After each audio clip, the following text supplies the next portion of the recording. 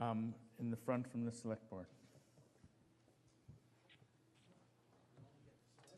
Thank you, Mr. Moderator. Excuse me, I really am not interested in hearing comments on my selection of speakers. Thank you. I'll try to be brief. The remarks of all the previous speakers actually remind me about what I like most about this political system and town meeting. Also why it's sometimes difficult. But I think the thing is that people here are deeply committed to the civic process and civic engagement. There's also a large consensus. We stand for the same things. We want a greener, sustainable community. We want to keep open space. We want to have more affordable housing. We want better jobs for people. And as we heard yesterday, Monday night, we want to embrace our diversity, not ignore it, not neglect it, not reject it. I think the fights are sometimes so intensive because the difference is so small. We're all pretty much on the same page. So there are some philosophical differences about what government can or cannot do, and there are some differences about practical matters, what's within the scope of government, how things actually get done.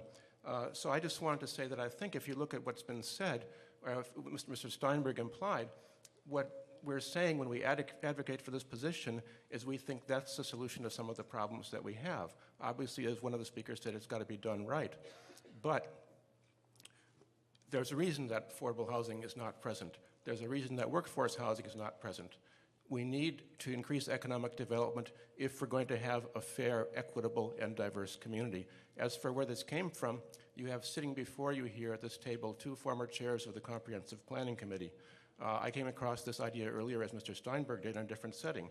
Let me read to you. E2A, hire an economic development director. The town should create the permanent position of economic development director to work with the Chamber of Commerce, local merchants, professionals, farmers, tradesfolk, artisans, and government to foster and coordinate economic development efforts in Amherst. The master plan was probably the most intensively participatory process that we have had, and much more so than most communities have. The position is in the master plan. We support it. I hope you fund it. Thank you.